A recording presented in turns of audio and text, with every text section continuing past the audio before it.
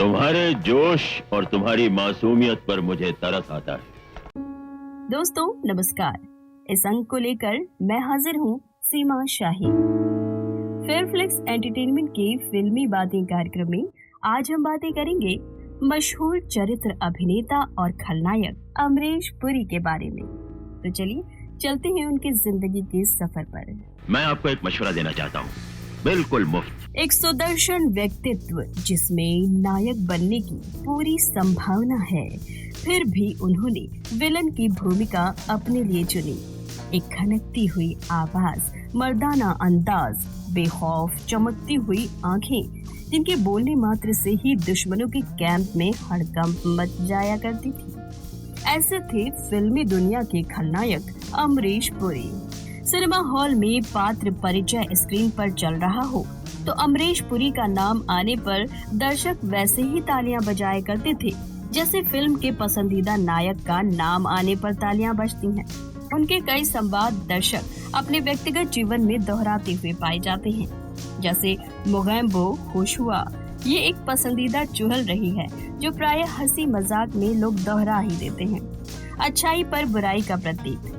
हमारे देश की सभी कहानियों में उन्होंने बुराई का प्रतीक बनकर बुराई को हद से आगे बढ़कर जाते हुए दिखाया, तो वहीं उसकी हार को भी इस तरह जनता में रखा और ये बताने की कोशिश की कि कितना बुरा अंजाम बुराई का हो सकता है।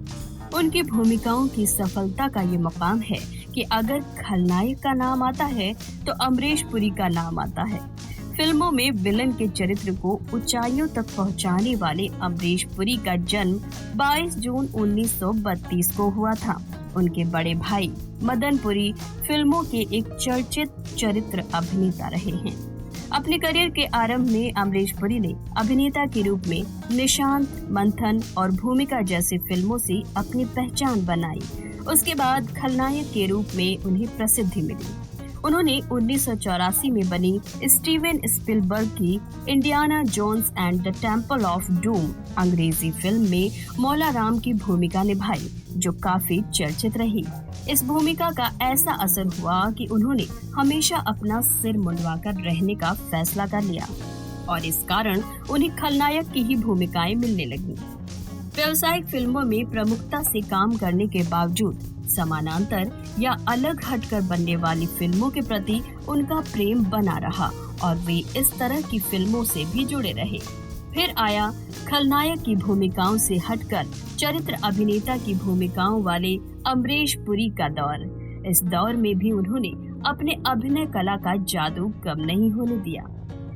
फिल्म मिस्टर इंडिया के एक डायलॉग मोगैम्बो खुश हुआ किसी व्यक्ति का खलनायक वाला रूप सामने लाता है, तो वहीं फिल्म दिलवाले दुल्हनिया ले जाएंगे का डायलॉग जा सिमरन जा जी ले अपनी जिंदगी व्यक्ति का वो रूप सामने लाता है जो खलनायक के परिवर्तित हृदय का घोतक है। इस तरह हम पाते हैं कि अमरीश पुरी भारतीय जनमानस के नायकत्व और खलनायक दोनों पक्षों को व्यक्त करने के लिए याद किए जाते हैं। अमरीश पुरी ने सदी की सबसे बड़ी फिल्मों में काम किया है। साल 1987 में बनी अनिल कपूर की मिस्टर इंडिया में उन्होंने मोगैम्बो का किरदार निभाया, जो कि फिल्म का मुख्य खलनायक है। इसी फिल्म में अमरीश पुरी का डायलॉग मोगैम्बो खुश हुआ फिल्म जगत में काफी प्रसिद्ध है।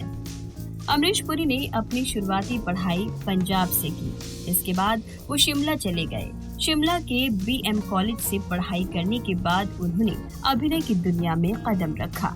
शुरुआत में वो रंगमंच से लगाव होने के कारण बड़े बड़े रंगमंच के निर्देशकों और कलाकारों के संपर्क में रहकर नाटकों में भाग लिया करते थे। रंगमंच से उनको बहुत लगाव था।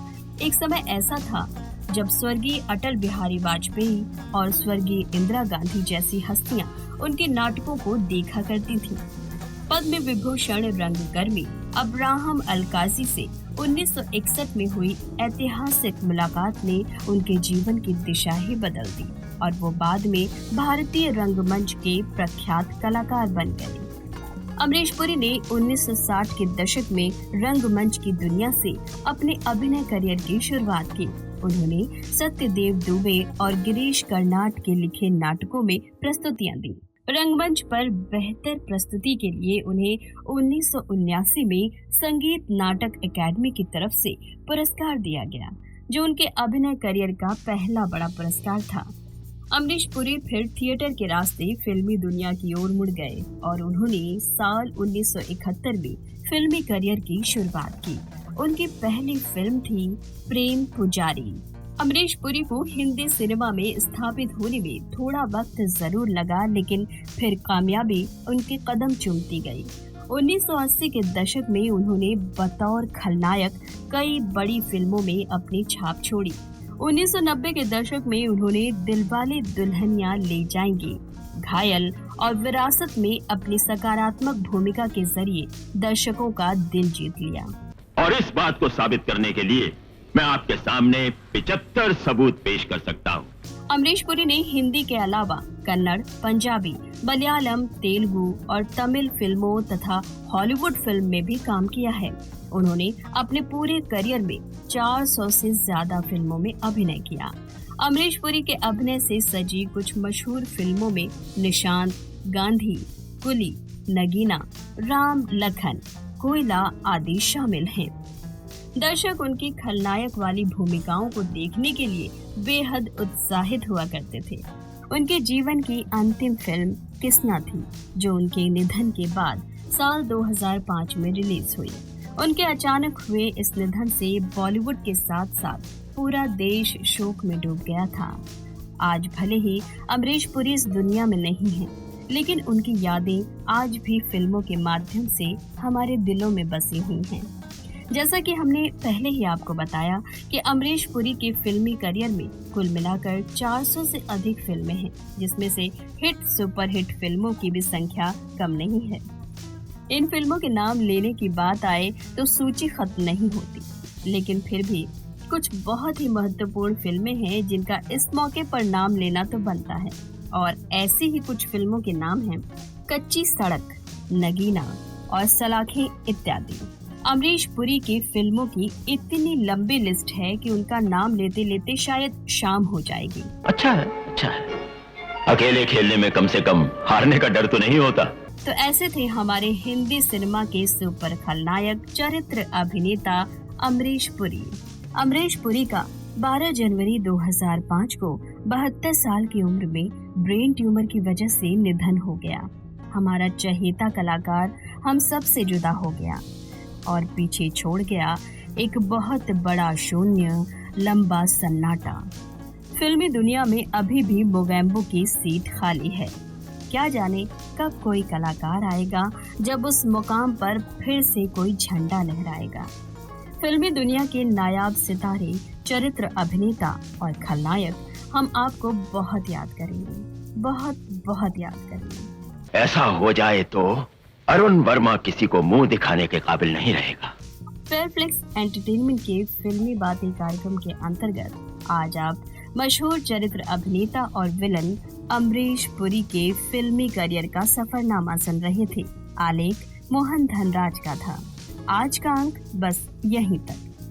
आगे हम फिर किसी नायक, खलनायक, नायिका, चरित्र अभिनेता के फिल्मी सफर या किसी फिल्म की समीक्षा लेकर फिर से हाजिर होंगे। तब तक के लिए मुझे यानी सीमा शाही को दीजिए इजाजत। नमस्कार। शायर तो चीथड़ों में रहते हैं।